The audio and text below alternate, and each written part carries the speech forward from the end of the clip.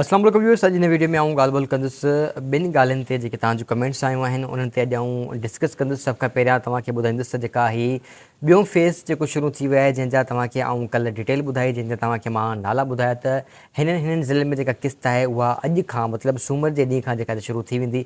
त काफ़ी सारा दोस्त चवनि पिया त नवाबशाह ज़िलो थी वियो, ख़ैरपुर ज़िलो थी वियो, या जेके ॿिया ज़िला आहिनि उते क़िस्त जेका आहे उहा कॾहिं शुरू थींदी।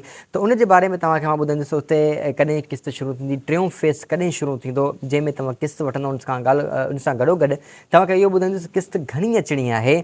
10,500 अचणी आहे, 13,500 अचणी आहे, ॿारनि वारी अचणी आहे, नाहे अचणी, उन सां गॾोगॾु निशोनुमा वारी क़िस्त अचणी आहे, नाहे अचणी, उहा बि तव्हांखे डिटेल आहे हिन वीडियो में तव्हांखे ॿुधाईंदुसि। ऐं वरी मां तव्हांखे थोरो ॿुधाईंदुसि 938 कोड वारनि जो हिन वक़्तु मसइलो हल नाहे थियो, छा सबबु आहे, छा वजह आहे। अस्सलाम वालेकुम, नई वीडियो में ख़ुशि आमदीद। शुएब लाशारी तव्हांजे ख़िदमत में हाज़िर आहे।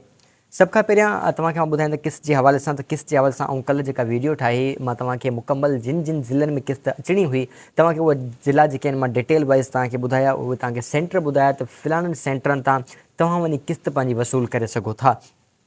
त काफ़ी सारा दोस्त चवनि पिया नवाबशाह ज़िलो थी वियो ऐं कुझु ॿिया ज़िला जिन जेके रहिजी विया आहिनि, जेके मां तव्हांखे ज़िला ॿुधाया आहिनि, जेके मां तव्हांखे सेंटर ॿुधाया आहिनि, उतां क़िस्त अॼु हलणु शुरू थी वई आहे। ठीकु आहे, जिन जा ज़िला जा नाला ऐं न खयां आहिनि, जेके तव्हांखे सेंटर न ॿुधाया आहिनि, त उन्हनि जी क़िस्त अञा शुरू न आहे थी, छाकाणि त फेज़ नंबर 3 में अञा थोरो टाइम आहे। फेज़ नंबर 3 में तव्हांजा जेके ज़िला आहिनि उहे अची वेंदा।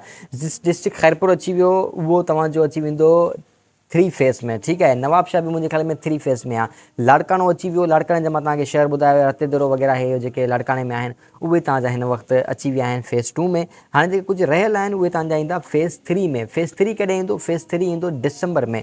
हा, 3 नंबर फेज़ में जेको आहे त जेके ज़िला रहियल आहिनि उहे अची वेंदा 3 नंबर फेज़ में। त तव्हांजा जेके कुझु ज़िला रहियल आहिनि उहे 3 नंबर फेज़ में ईंदा। मुंहिंजो पंहिंजो ज़िलो जेको डिस्ट्रिक्ट ख़ैरपुर मीरस आहे, उहो बि 3 नंबर फेज़ में अचण वारो आहे। ऐं डिसंबर में 3 नंबर फेज़ मतिलबु मुंहिंजे ख़्याल में अंत थी वेंदो, ऐं उन में तक़रीबन मुकमल जेके ज़िला रहियल आहिनि उहे तव्हांजा अची वेंदा। को बि ज़िलो 3 नंबर फेज़ में न रहिबो। वरी तव्हांखे ॿुधायां क़िस्त जे हवाले सां, क़िस्त तव्हांजी फ़िलहालु ईंदी, तव्हांखे बार बार ॿुधायो, वरी बि तव्हां बार बार मूंखे कमेंट्स करे वरी बार बार पुछो था दादा क़िस्त घणी ईंदी।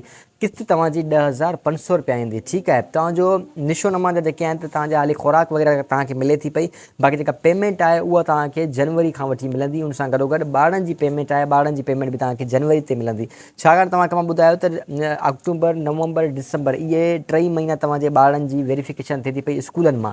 ठीकु आहे, उहा वेरिफिकेशन कंप्लीट थी वेंदी, त उनखां बाद में तव्हांजी जनवरी 2025 में जेका तव्हांजी क़िस्त ईंदी, उहा तव्हांजी वञी ॿारनि सां गॾोगॾु क़िस्त ईंदी। तव्हांजी जेका पेमेंट आहे उहा बि अची वेंदी ॿारनि वारी। उन सां गॾु थी सघे तव्हांजी निशोनुमा वारी पेमेंट बि उन सां गॾु अची वञे पोइ। ऐं तव्हांखे वॾो जेको रिलीफ ॾिनो वेंदो उन पेमेंट में, इहो ॾिनो वेंदो तव्हांजी 3,000 इज़ाफ़ी जेका पेमेंट ईंदी उहा बि ईंदी, वाधारू पेमेंट जेका हुकूमत पाकिस्तान जेका द बेनिफिट इनकम सपोर्ट में वधाई आहे 3,000 रुपया, उहा बि तव्हांजी उन सां गॾु ईंदी। मतिलबु तव्हांजी क़िस्त थी वेंदी 13,500 रुपया। बाक़ी तव्हांजे ॿारनि जा जेके पैसा बीठा तव्हांजे ॿारनि जे हिसाब सां उहे तव्हांखे उन में ॾिना वेंदा।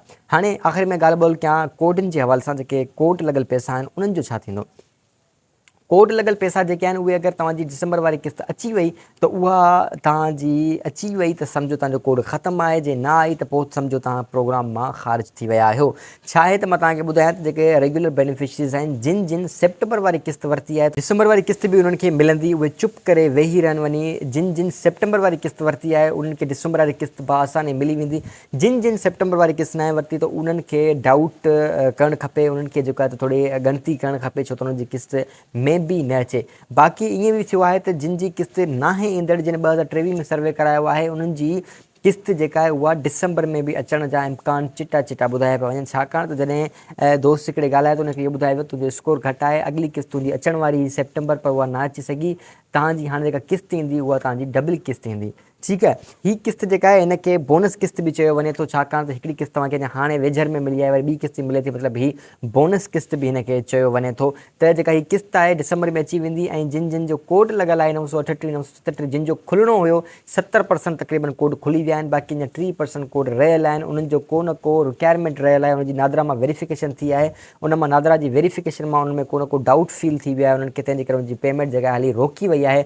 थी सघे थो तव्हांजी इहा पेमेंट हिन क़िस्त में अची, जे न आई त पोइ तव्हांजो अलावा आई आहे, ऐं पोइ तव्हांजी पेमेंट जेका आहे उहा मुकमल बंदि बि थी सघे थी। इंशाल्लाह नई वीडियो मुलाक़ात कंदासीं। अगरि तव्हांजा ॿिए के कमेंट्स आहिनि त उहे तव्हां कमेंट्स करे सघो था, तव्हांखे जवाबु ॾींदासीं। इंशाल्लाह नई वीडियो मुलाक़ात कंदासीं। पंहिंजो ख़्यालु रखंदा।